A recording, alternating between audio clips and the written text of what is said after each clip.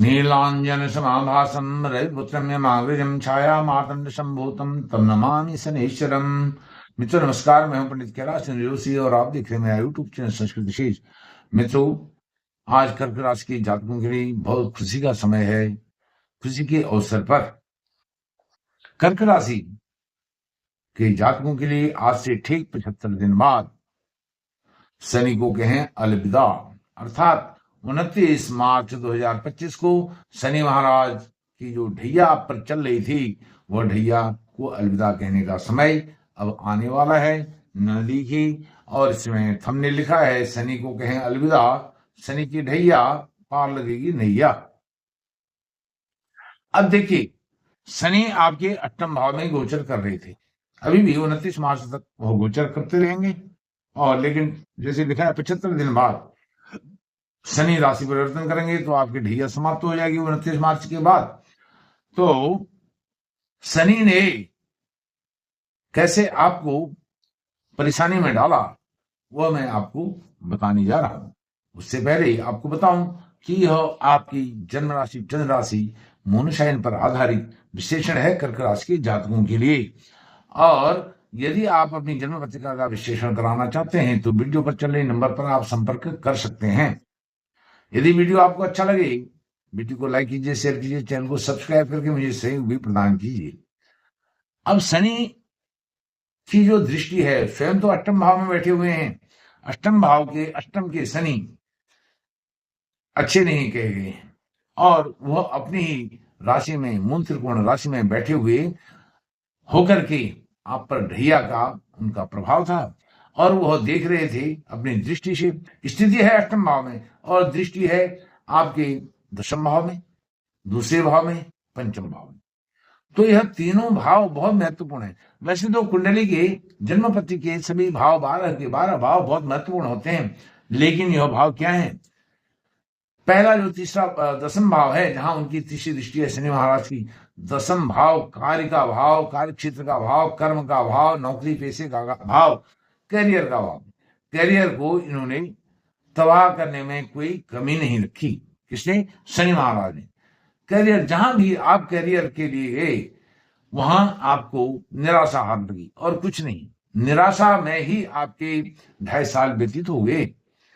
अर्थात आप यदि जॉब पर थे, जॉब में भी आपको बहुत मुश्किलों का सामना करना पड़ा।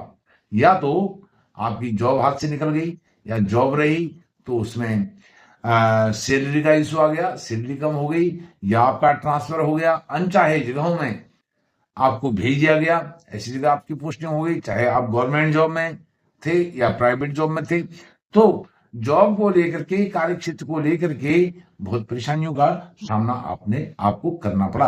अब शनि की दृष्टि 29 मार्च से समाप्त होने वाली है दशम भाव पर। दूसरा भाव धन, कुटुंब, परिवार का भाव। परिवार में भी तनावपूर्ण जीवन रहा और इस तनावपूर्ण जीवन के कारण फैमिली के लोगों में आपस में मनमुटाव, धन की कमी और फिजूल खर्ची, तो यह सब लगा रहा। आपके चेहरे पर जो रौनक होनी चाहिए थी, जो एक तेज होना चाहिए था,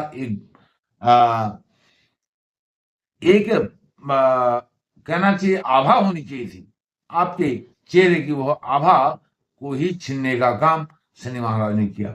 अब वह सारी चीजें आपके पास लौट करके आने वाली हैं, क्योंकि शनि का साया हटने वाला है। शनि की सप्तम दृष्टि, पूर्ण दृष्टि, और वह भी अपने पिता के घर पर, उनके पिता का घर था। क्योंकि शनि आपकी राशि के इन जो भावों को देख रहे हैं अपनी दृष्टियों से, तृतीय दृष्टि हो, सप्तम हो, दशम हो, यह सब शनि के लिए क्या है? यह सब शत्रु राशियों पर, शत्रुओं के घर पर उनकी दृष्टि है।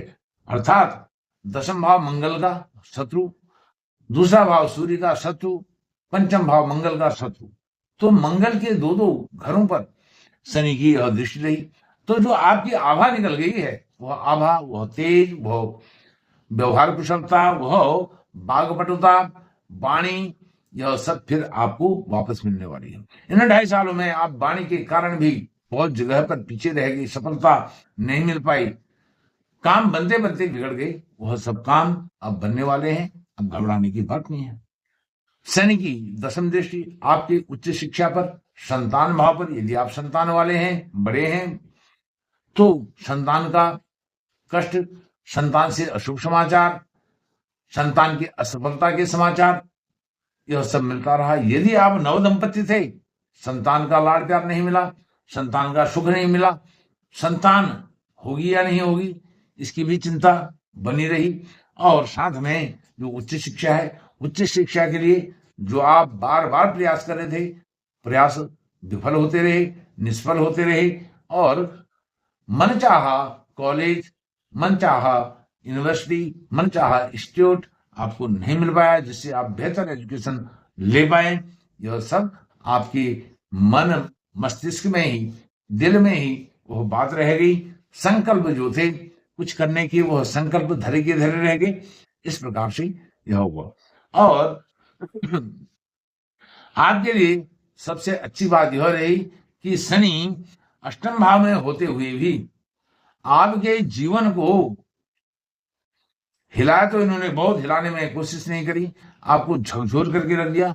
लेकिन अच्छी बात यह रही कि आप तस से मस नहीं हुए और अपने जो दृढ़ संकल्प है, अपनी निष्ठा है, उस पर आप मजबूती से कायम रहे, जिसके कारण आपका वजूद है, उसी के कारण है, आपकी दृढ़ संकल्प शक्ति के कारण। और आपने किसी के साथ अन्याय नहीं होने दिया, और साथ में आपने किसी के साथ फ्रॉड नहीं किया। इस कारण से आप बचे रह गए। और आपने शनि महाराज की, अन्य हनुमान जी की बहुत आराधना की, इसलिए आप बचे रह गए। नहीं तो जिन्होंने इनको इग्नोर कर दिया, वह शनि की इस पीड़ा से पीड़ित होकर के तबाह हो गए, रोग ग्रसित हो गए, और उच्च शिक्षा नहीं मिलने के कारण वह डिप्रेशन में आ गए, स्ट्रेस में आ गए। यह सब आप बड़े किस्मत वाले थे कि आप बचे रह गए। इसमें जो आपके कारक ग्रह हैं, चंद्रमा है, सूर्य है, सूर्य कारक तो नहीं है, लेकिन धन भाव के स्वामी होने के कारण वह भी कारक हो जाते हैं। चंद्रमा है, सूर्य है, मंगल है और गुरु महाराज हैं। इन तीनों को, चंद्रमा, मंगल, गुरु, इनकी आप हमेशा कृपा प्राप्त करने के लिए, इनके लिए हमेशा कुछ ना कुछ आप अच्छा करें। जैसे मंगल की प्रसन्नता के लिए, क्योंकि आपके कारक हैं, आपके त्रिकोण भाव के स्वामी हैं और दशम भाव के भी स्वामी हैं, आपके कार्य क्षेत्र कैरियर के स्वामी हैं। तो आप मंगल की प्रसन्नता के लिए हनुमान चालीसा का पाठ करें, गुरु की प्रसन्नता के लिए आप करें विष्णु सहस्त्र नाम का पाठ, और सूर्य नारायण भगवान को रोज अर्घ्य देंगे। सूर्य नारायण भगवान प्रसन्न होकर के आपके घर में धन दौलत के अंबार खोल देंगे और जागृति लाएंगे, प्रगति लाएंगे। एक प्रकाश का वातावरण, जो आपके अंदर एक डिप्रेशन था, एक भय था, आतंक था, वह सब दूर करेंगे सूर्य नारायण भगवान, और आपको बहुत बुलंदियों पर, ऊंचाइयों पर पहुंचाने का काम कोई करेंगे तो सूर्य नारायण भगवान करेंगे। मित्रों, यह मैंने आपको उपाय भी बताया। आने वाले समय में हालांकि आपकी यह शनि की ढैया समाप्त हो रही है, तो आप यह कार्य अवश्य करें, यह जीवन पर्यंत कार्य करें, क्योंकि लाइफ टाइम आपके कारक ग्रह हैं चंद्रमा, मंगल, गुरु, इनकी रोज पूजा करें। और आपसे फिर निवेदन, यदि वीडियो अच्छा लगा है तो वीडियो को लाइक कीजिए, शेयर कीजिए, चैनल को सब्सक्राइब करके मुझे सहयोग प्रदान कीजिए। बहुत बहुत धन्यवाद। नमस्कार।